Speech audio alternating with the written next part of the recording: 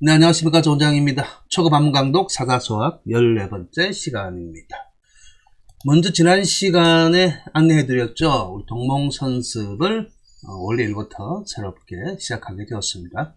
많은 시청, 많은 구독 부탁드립니다. 자, 지난 시간에 배웠던 거 먼저 한번 복습해보고 오늘 강의를 시작해 보도록 하겠습니다. 지난 시간에 배웠던 것이죠. 형제 자매는 동기이생이라. 형제 자매는 동기이생이라. 형제와 자매는 동기, 같은 기운이란 거죠. 같은 기운을 받고 태어났다는 것입니다. 그 다음에 형우 제공하야 불감원론이라. 여기서 이제 형은 아우를 사랑하는 마음, 아우에 대한 마음가짐을 우애하는 마음을 가져야 되고요. 그 다음에 제공하면 아우는 형에 대해서 항상 공손히 하는 마음을 가져야 된다. 줄여서 이제 형우 제공이라고 해서 사자성어로도 많이 쓰이죠. 자, 어쨌든 형은 누이하고 아우는 공손히 하여야 하며 감히 원망하거나 노여하다 성내지 말라는 것입니다. 성내지 않는다는 것이죠. 자, 여기서 아니볼 자를 우리말로는 이제 하지 말라라고 금지어로 명령조의 금지어로 이야기했지만은 아무튼 아니볼 자도 그런 뉘앙스를 가지고 있긴 있죠. 그 다음 골육 수분이나 본생일긴이라. 골육 수분. 자, 골은 뼈고 육은 살이죠. 그 뼈와 살이 비록 수는 해석할 때는 비록 뭐뭐 할지언정, 비록 뭐뭐 할지라도, 비록 뭐뭐 했으나, 자, 여러 가지로 뉘앙스를 할 수 있지만은 가정의 의미이기 때문에, 자, 그 다음 후행구에서는 현실적인 문제가 나오는 것이죠. 자, 비록 뼈와 살로 나누어져 있지만은, 자, 본래 태어났다는 것입니다. 나다, 일기, 한 기운에서 태어났다는 것입니다. 뼈와 살은 비록 나누어져 있으나 본래 한 기운에서 태어났느니라. 그 다음에 형체 수이나, 자, 형체란 말도 위에 골육이란 말과 같은 뉘앙스죠. 자, 형체가 비록 다르다고 할지라도 다를지언정 소수일혈이니라. 소수일혈. 요 소자도 주로 이제 희다라는 의미, 순수하다는 의미로 많이 쓰이죠. 힐소라고 하는데, 자, 원래 이제 본래, 본디 아니면 그 바탕 되는 것도 다 소에 해당됩니다. 그래서 본디소라고도 하죠. 자, 그래서 본래 수 받았다는 것이죠. 여기 수로고 일혈 한 핏줄을 받았다는 것입니다. 그 다음에 이것을 비지어목하면 동근이지니라. 자, 이것을 나무에 비유하자면 동근이지. 자, 그냥 각각 하나의 명사구로 볼 것 같으면 같은 뿌리, 같은 가지니라 해도 되죠. 자, 그런데 이걸 이제 앞에 뒤에 있는 뿌리나 가지를 수식하는 관형어로 쓰이지 않고 앞에 동을 수로로 쓰고 이를 수로로 쓰면 뿌리를 같이 하고 그 다음에 가지를 다르게 한 것이다. 자, 그래서 뿌리는 같고 가지는 다르다는 거죠. 자, 뿌리가 같고 가지가 다른 것이라 라고 해석할 수도 있습니다. 자, 아무튼 나무에 비유하자면 뿌리가 같고 가지는 다른 것으로 이해해야 된다는 것이죠. 형제 관계가 그렇다는 겁니다. 자, 그러면 오늘 강의 시작해 볼까요? 먼저 오늘 해야 될 이 원문을 한번 읽어 보도록 하겠습니다. 비지어수 동원이류 형제이이 행즉 안항. 같은 행이지만 요거는 행이라고 읽어야 되고요. 자, 요거는 항이라고 읽어야 됩니다. 요거는 좀 이따 제가 설명드릴게요. 그 다음에 침즉 연금, 식즉 동상, 분무고다, 유무상통, 사기의식, 자, 이적지도. 자, 오늘 이제 문법적으로 조금 설명해야 될 부분이 있죠. 자, 먼저 첫 번째 구절 자세하게 알아보도록 하겠습니다. 비지어수 동원이류. 자, 이 구절은 지난 강의 했던 맨 마지막 구절 비지어목까지. 비지어목 동근이지. 기억나죠? 비지어목 동근이지. 자, 비지어목 동근이지 다음에 나온 건데 지난 시간에 했던 것처럼 이것을 나무에, 그죠? 나무에 비유하자면, 자, 뿌리가 같고, 가지가 다른 것이라 그랬죠. 자, 그 다음 비지어수. 자, 이것을 물에, 그죠? 전치사, 물에 비유하자면, 자, 전치사라 부르고 또 어조사라고 많이 부르죠. 자, 동원이류, 동원. 자, 이 원은 원천 원류, 그죠? 원뿌리를 이야기하죠. 자, 원류가 같고, 자, 그래서 원뿌리가 같고, 어쨌든 근원이 같고, 근원도 되죠. 그 다음에 류 그러면 흐름이 다르다는 것이죠. 이처럼 이 동을 수로, 이를 수로로 봤기 때문에 보적 관계로 해석을 했습니다. 자, 그래서 근원이 같고 흐름이 다르다. 흐를유자지만 여기서는 보호의 명사처럼 흐름이 다르다라고 해석했습니다. 다시 한번 이 형제관계란 것은 우리 형제관계 여러가지 앞에서 형우제공이라는 것도 했죠, 그죠? 그리고 본생일기, 그 다음에 소수일혈이란 같이 한 기운에서 태어나고 한 피를 받고, 그리고 형은 아우를 우애하고 아우는 형을 공손히 하여, 그죠? 감히 원망하거나 성내지 말라고 늘 이야기하고 있죠. 자, 이것을 나무에 비유하자면, 자, 그래서 뿌리가 같고 가지가 다른 것과 같은 격이고요. 또 비지어수, 이것을 가을비자 대명사로 쓰였죠. 물에 비유하자면, 자, 근원이 같고 흐름이 다르다는 것이다. 다른 것과 같다는 이야기죠. 자, 아무튼 우리 형제 관계를 이렇게 비유하고 있는 구절이었습니다.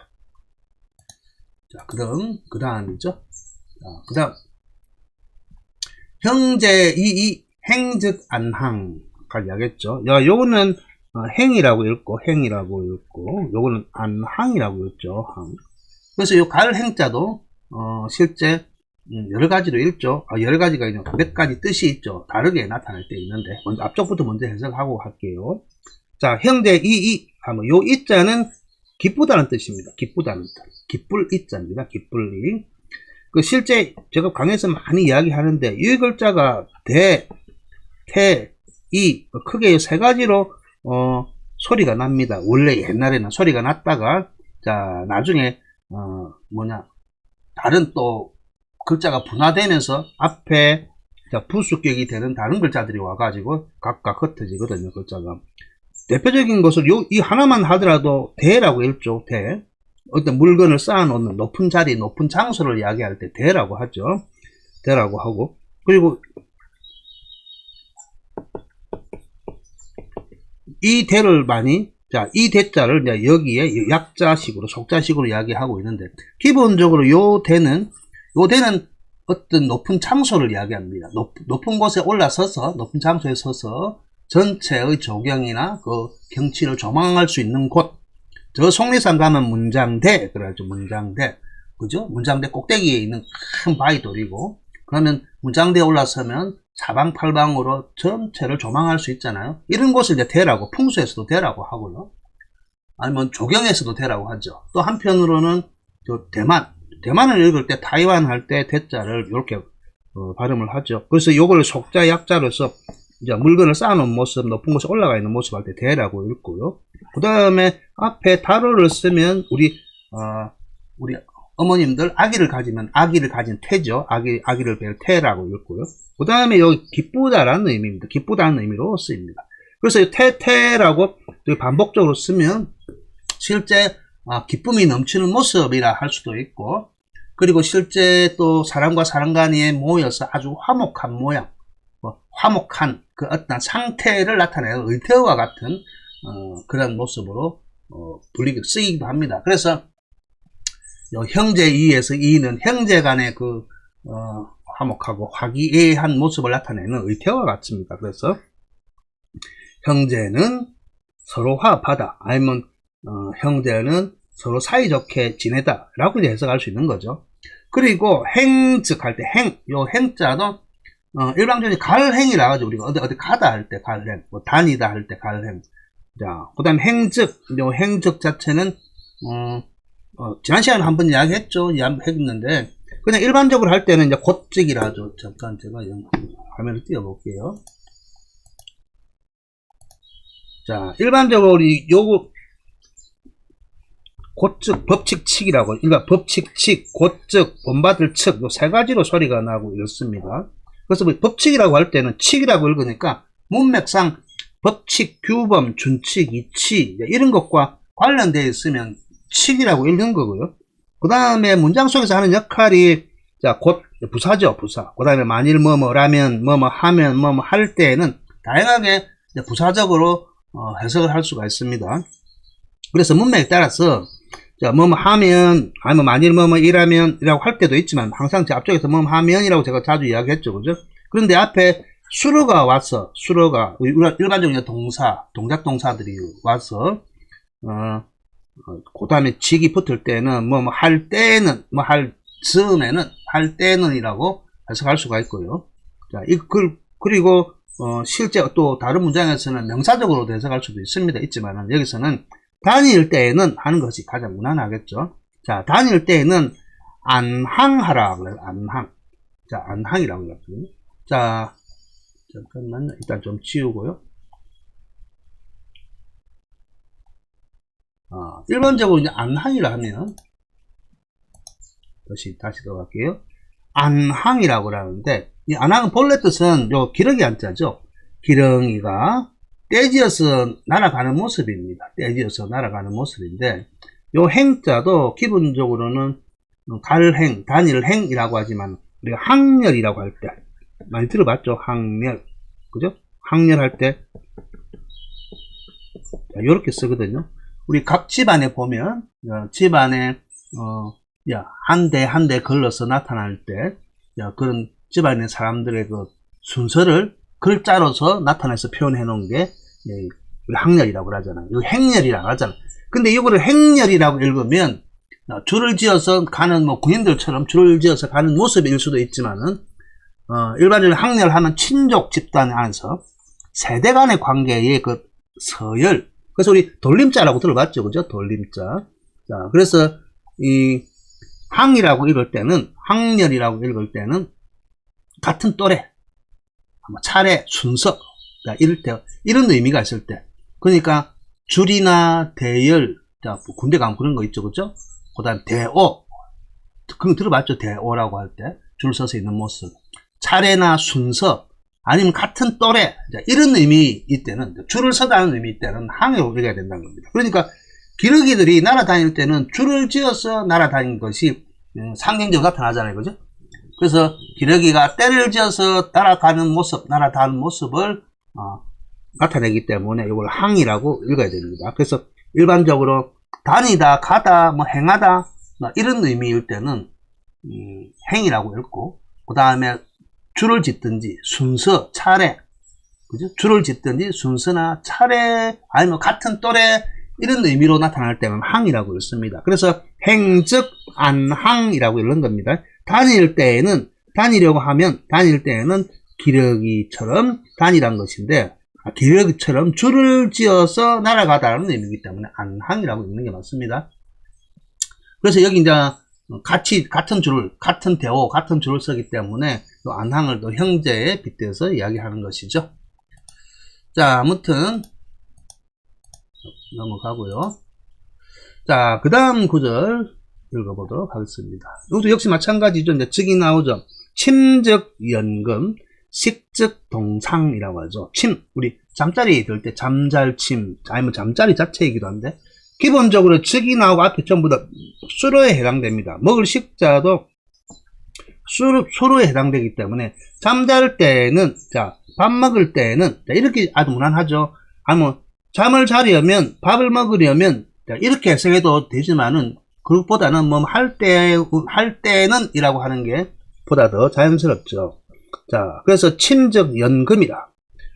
이을 연자에 금 하면 소리가 금이 있죠. 밑에 어디가 있는데, 그리고 이불 금자입니다. 침구에 할 때.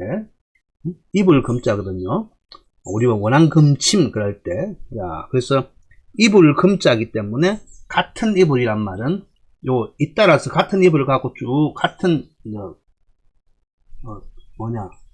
늘어놓듯이 같이 누부란 것이죠. 나란히 누부란 것이죠. 그래서 침정연금 하면 잘 때는 이불을 같이 덮고 막 그렇게 아니면 나란히 덮고 나란히 덮고 나란히 덮고 식즉 밥 먹을 때는 자 동상인데 상은 자 이것도 일반적으로 상 하면 평상상을 많이 쓰죠. 평상 아니면 침상 마루 이런 의미이기도 합니다만 밥상의 의미도 있습니다. 밥상의 의미도 있겠지만은 먹을 때는 자 같은 밥상에서 먹으라는 것이죠. 자 그래서 같은 밥상에서 먹으라. 먹을 때는 같은 밥상을 사용하라. 어쨌든 같은 밥상에서 먹는다는 의미겠죠. 여기 나오는 사자로서 전부 다 그 압축해서 의미를 쓰였기 때문에 의역을 할 때는 이제 일상적인 우리는 다른 말들로 함께 넣어서 쓰면 됩니다. 자 그래서 다시 한번 정리를 하자면 침적 자 잠잘 때는 잠잘침이기 때문에 잠잘 때는 연은 그냥 나란히 하고 같은 의미로 잇따라 나란히 그런 의미죠. 그죠? 잇따을 연, 이어질 연, 계속되다 그런 의미이기 때문에 병하고도 관계되어 있습니다. 그래서 나란히 이불을 덮고 먹을 때는 자 같은 밥상에서 먹으라는 것이죠. 친적연금 식적 동상입니다. 자, 그 다음 자, 요것도 적이 나와 있으니까 그냥 넘어갑시다. 그 다음에 나타나는 글은 분무, 후다, 유무, 상통이죠. 분무, 후다.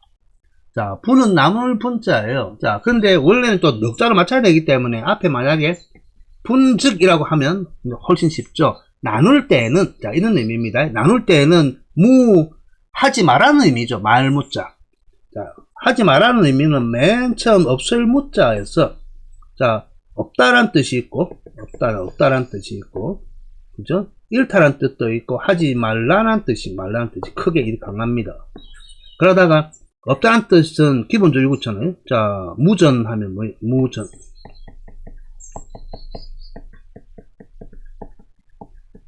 자, 돈이 없다는 뜻 아닙니까? 그죠?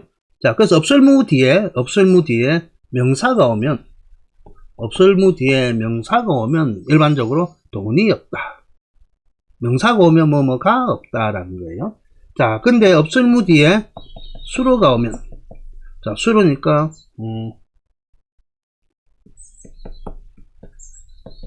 많이 들어봤죠? 무위도식 할 때, 무위자연 무위도식 할 때, 하지 말라라고 해석하는 거거든요. 그러니까 뒤에 수로가 올 때, 동사죠. 동사가 올 때는, 없을무 뒤에 동사가 올 때는 하지 말라는 뜻이 강합니다. 자, 그렇기 때문에, 기본적으로 두 가지는 핵심적으로 이해해 두시고요. 자, 그래서 요 하지 말라는 뜻은 기본적으로 없을무에서 아니면 말물자든 아니면 요 무자든 또한 간혹 가다가 아니 불자든 전부 다 아니다는 부정의 의미도 있지만은 하지 말라는 금지 명령의 의미, 금지의 명령이 있습니다. 자, 그런 의미이기 때문에 구하지 말라는 겁니다. 구하지 말라. 자, 그래서 수로가 결정되기 때문에 뒤에 나오는 단은 여기서 이제 목적어의 의미로 쓰이는 거예요. 목적어의 의미로. 자, 그래서 나눌 때에는, 자, 즉, 분적, 구다, 많은 것을 구하지 말라는 거야. 많은 것, 아니면 많음을 구하지 말라. 많은 것, 많음을 구하지 말 것이며. 유무상통. 자, 유무상통이란 말은, 기본적으로, 있고 없음이 있고 왜냐하면 상통이란 통 자체가 수로로 쓰이고 상이 부사로 쓰이기 때문에 유무가 주어가 된다면 있고 없음이 서로 통한다라고 해석할 수가 있지만은 앞에서 하지 말라라고 하는 금지어의 명령의 의미가 있기 때문에 기본적으로 동사 문장이 앞쪽에 나와야 돼요. 그래서 원래는 상통유무라고 하는 게 자연스러운 거예요. 그렇기 때문에 있고 없는 것을 서로 통하게 하라. 있고 없음을 서로 통하게 하라. 아니면 있고 없음을 서로 통하게 한다라는 의미인데, 자, 이거는 다른 게 아니고 형제지간에는 니 끄다 내 끄다 나누지 말라는 거예요. 그래도 형제지간에 서로 배를 해주면서 더불어 살아가는 하나의 생활 공동체, 하나의 시대 공동체, 환경 공동체이기 때문에 실제 이제 우리 지금 성인 학습자들 특히 50대, 60대 분만 하더라도 알고 보면 우리는 뭐 60년대, 70년대 태어난 사람들이기 때문에 시작은 그렇게 풍족한 어릴 때 풍족한 세상에서 태어나지는 못했습니다. 하다 보니까 학교 다닐 때 다 물려받았죠. 형들, 아니면 언니들, 누나들한테 다 물려받고, 동생들은. 그렇다 보니까 오로지 자기만의 것을 가질 수 있는 기회가 드물었죠. 자, 아무튼 형제간에 서로 배려해주는 모습, 자, 아무튼 나누는 모습, 그런 아름다움이 이제 묻어났죠. 근데 요즘은 각자 형은 형 거고 동생은 동생 거고 형이나 누나의 것을, 그죠? 아니면 언니의 것을 동생들이 물려받으면 아주 기분 나빠져. 자, 아무튼 형제뿐만 아니고 모든 사람들이 자신만의 욕심을 좀 줄이고 자신의 것을 나눌 수 있는 준비가 되어 있으면 우리 모두의 삶이 좀 평화로워질 것이라는 거죠. 자, 그래서 있고 없음을 서로 통하게 하란 말은 있을 때도 있고 없을 때도 있다는 겁니다. 그래서 내가 있을 때는 좀 여유롭게 나눠주고, 자, 그리고 내가 없을 때는 그냥 나눠주지 않는다고 해서 원망할 필요는 없습니다. 근데 기본적으로 전제가 서로 평화스러운 분위기, 그리고 남한테 나눠주는 것을 구애치 않고 당연하게 나눠 쓰는 것이 당연하다 생각할 것 같으면 그런 마음이 일어나지 않을 것이라 생각이 듭니다. 자, 아무튼 과거에는 그랬다는 거예요.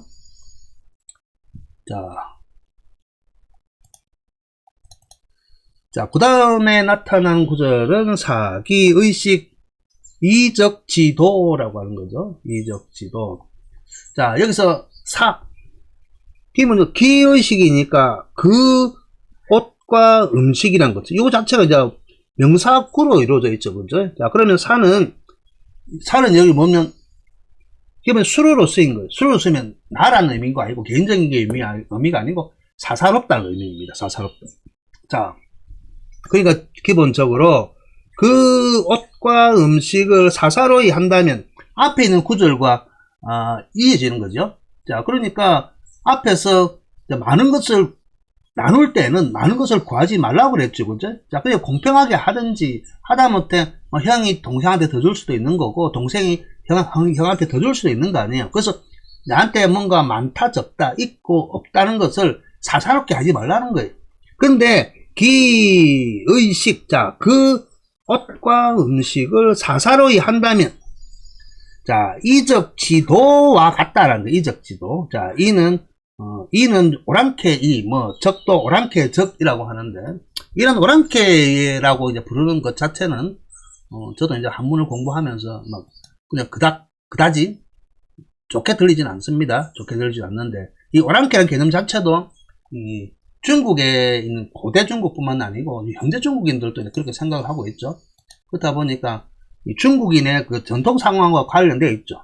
자, 그래서 중국 사람들, 현재 중국 사람들이지만 과거에는 자기네들이 중국이라는 의미는 없었지만은 중화라고 해서 세상의 중심이 자기라는 사상, 세상 우주의 모든 중심이 자기를 중심으로 해서 동서남북으로 있는 살고 있는 사람들, 이민족들은 전부 다 오랑캐 집단, 덜 문명화되고 아주 아주 미개하고 미천한 그런 사람이라고 얕보고 깔보는 그런 사상이 있었죠. 자기가 최고라는 사상이죠. 그래서 가운데 있는 사람들은 중화라고 해서 화면 꽃이라 할 수도 있고 꽃이 피고 색이나 빛이라는 개념으로 자기가 세상의 중심이다.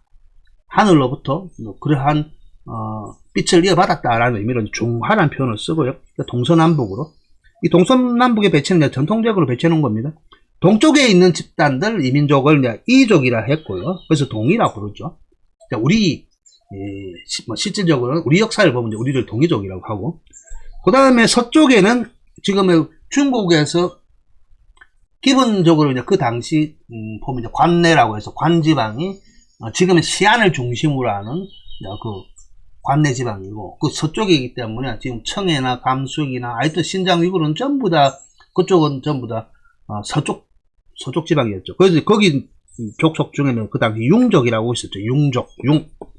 융자는 오른쪽에 창과가 있듯이 요 장창, 긴 창을 잘 쓰는 부족이란 뜻입니다. 그래서 어쩌면 되융이라고 해갖고 이 되라는 의미 자체도 우리 보면 이제 한 대, 두 대 할 때 계량하는, 부피를 계량하는 기구를 되라고도 하지만, 뭐, 된 놈, 뗀 놈이라고 하고, 그냥 그렇게 이야기를 하고 있지만, 사람을 무시라는 이야기인데, 원래는 이 사람들은 장창, 긴 창을 사용하는 부족이었어요. 그리고 말을 탔기 때문에, 초원에서 말을 탔기 때문에, 기마민족들이. 그 다음에 남쪽 지방에는 요 만족이라고 하죠. 만족. 요만 또, 그러면 오랑캐만인데, 아래쪽에 이제 벌레 총자가 나타나니까, 남방의 미개한 민족, 벌레만도 못한 그런 미개한 민족, 뭐, 업신여기다, 모멸하다는 뜻을 사전에 보면 나와 있습니다. 그 다음에 나타나는 게, 요, 북쪽에는 북적이라고 그래갖고, 요 왼쪽 편은 이제, 개견부수죠. 개견부수. 불한데. 북쪽, 북방의 오랑캐. 북방의 오랑캐라고 이야기하는데. 자, 아무튼, 뭐, 북방의 오랑캐든, 아니면 일이든 늑대든, 그죠? 북쪽에 보면 그 당시에 일이나 늑대나, 이제 북쪽에, 객과 동물들이 참 많이 살았잖아요. 그것을 나타내고 상징화해서 이 중간에 있는 사람들이 그렇게 불렀지만, 다 이제 오랑캐라고 하는 거죠. 그래서 오른쪽에는 활을 잘 쏘는 부족이 있고요. 왼쪽에는 긴 창을 잘 쓰는 부족이 있고, 남쪽에는 아주 벌레만도 못한 미개한 부족이 있고, 북쪽에는 일이나 늑대와 같은 야생의 그 동물들과 함께 사는 아주 미개한 부족이 있다고 해서, 동이, 서용, 남만, 북적이라고, 그 중국에 그 사람들이 갖고 있는 전통 사관이었죠.